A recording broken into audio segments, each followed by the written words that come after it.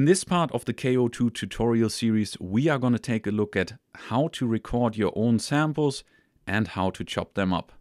The stock sounds on the KO2 are already really nice, but of course this is a sampler, so at some point you are going to want to record your own samples, and you can start doing so by first pressing the sample button.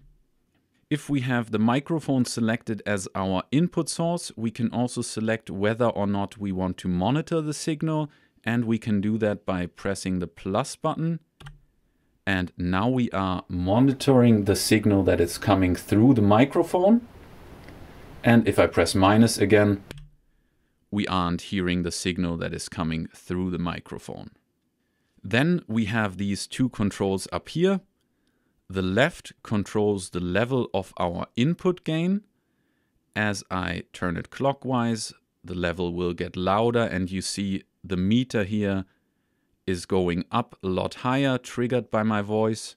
If I turn it down, the meter won't go very high. Now if I have it turned up all the way and then have a very loud noise source near the microphone, you can see this clipping light is showing up. This means that my input signal is now distorting. So if I want to record my input as clean as possible, I should avoid this light showing up. So all I have to do in order to do that is turn down the input gain again.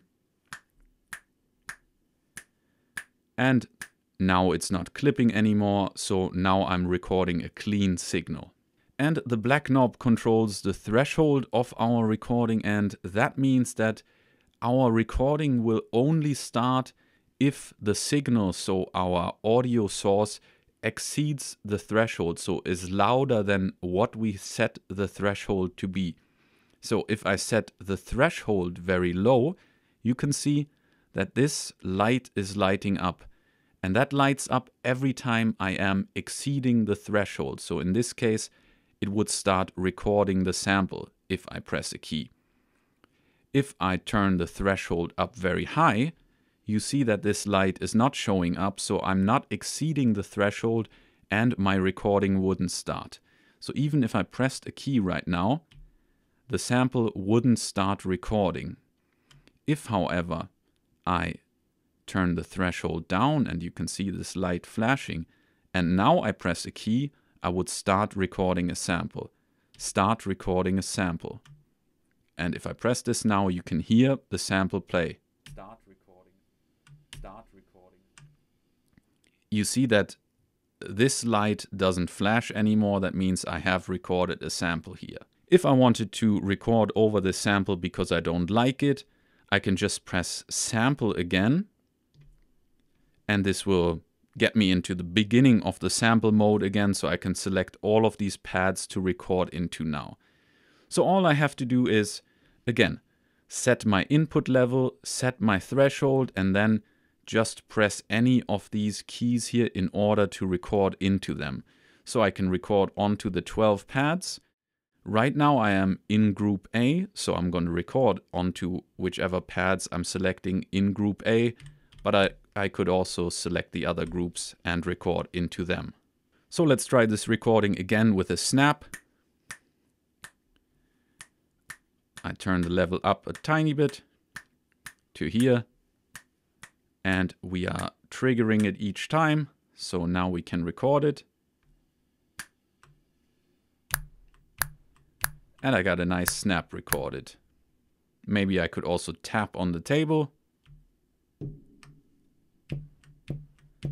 Got a kind of a kick drum here. Maybe also a hi-hat.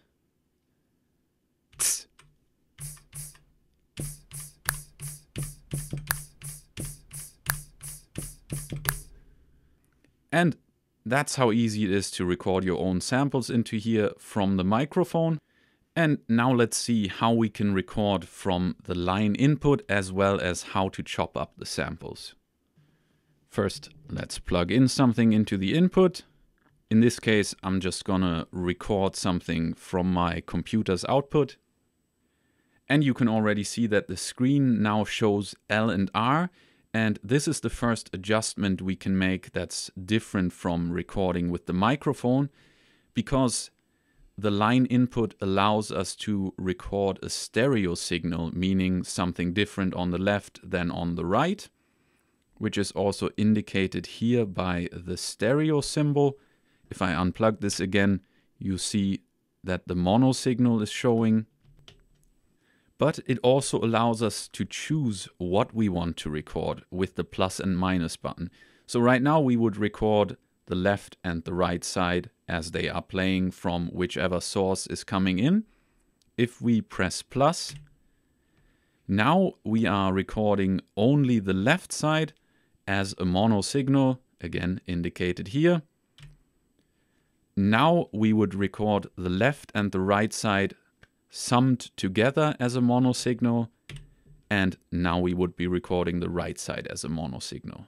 You might wonder why you would record something in mono instead of stereo. There are multiple reasons. For example, sometimes a song might have a different instrument on the right side than it does on the left side, but you only want to record the instrument that's on the right side, for example. So in this case, you could record the right side as a mono signal, but also recording in mono will help you save space on the KO2 because there is limited space for samples on the device. Recording in mono will help you to make the most of this space. And things like drums, for example, don't always have to be in stereo. Kick drums are best kept in mono anyway. So that's an easy way to save space. Keep your drums mono, and you can play more sounds at once as well, because the KO2 has a limited polyphony. So if you are using mono samples, you can play more sounds at the same time. But for now, I'm not really caring if I want to record mono or stereo. So in this case, I'm just going to choose stereo. And now I'm going to record some drums. These are my own drums that I have commissioned. So they are royalty free. If you want to use them, they are available for my Patreon subscribers as well as Ko-fi members. So check that out, I think up there or down there maybe. Anyway, let's record a sample. So I found a sample. Now let's play it and adjust the level.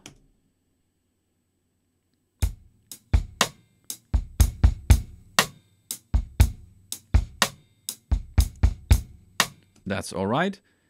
And now I'm going to press and hold the key and play it again in order to record it.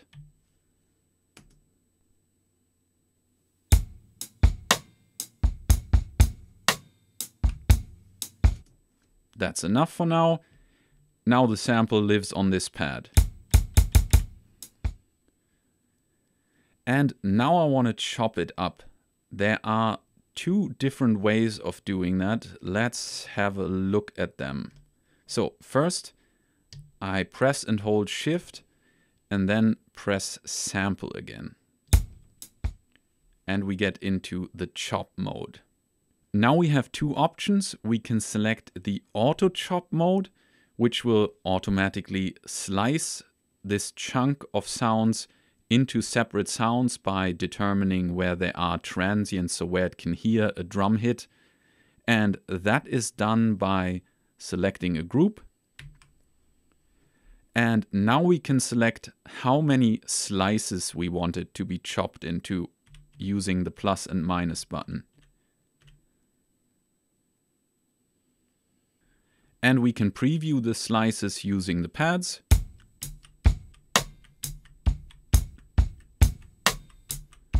And again, we could change the number. And you can hear that, of course, now that there are less slices, it includes more of the audio into one slice, so there are multiple hits on one slice. So I'll adjust this to 12 again. On top of that, I can also adjust each of the slices while I'm still in this mode. I can press a slice, and now these two knobs function as adjustments for the start and end point. So here I've got the end point.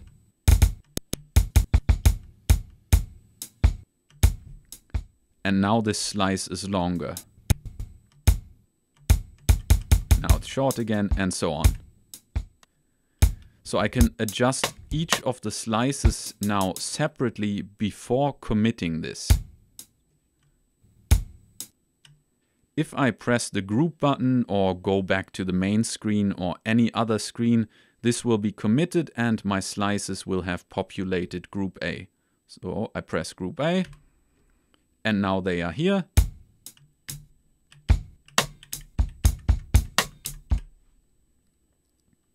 Wonderful, I got my slices. Now let's record another sample and try the other method of chopping. I'm gonna go to group B and go into the sample mode and look for a different loop. And now let's go to group B and record a new sample and try out the other chop mode. So again, I'm gonna go into sample mode, press a pad and play my loop.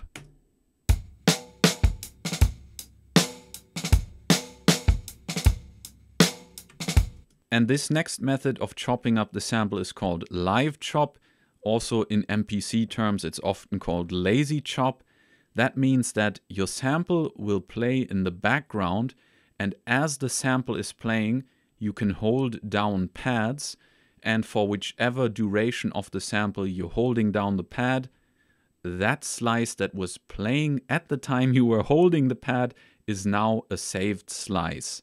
So let's hold Shift, press chop.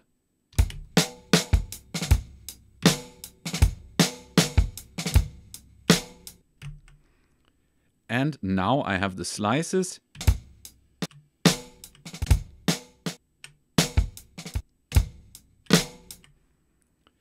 I hope you get the point.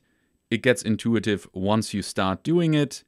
This is just a very quick way to get the slices by feeling rather than having the KO2 auto chop it for you. I use both methods and they work really well. And again, after we have created our chops, we can still adjust the start and end point, absolutely no problem. If we want to save the chops as they are, go into the main menu and you got your chops saved. Once again, we can find the sound that we have saved if we press the sound button. Now we have saved to sound 98. And if you don't like the sound that you have recorded, you can easily erase that. Just press erase and sound, and the sound will be deleted. Yeah, that's it so far for the recording and chopping of samples. I'm sure I've forgotten something. If I have, feel free to let me know down in the comments. I hope you learned something. If you want to learn more, feel free to contact me for private online lessons. Link up there or down in the description. If you want drum loops, check out my Patreon or Ko-fi membership. Hope to see you in the next video. Until then, have a wonderful time. Peace.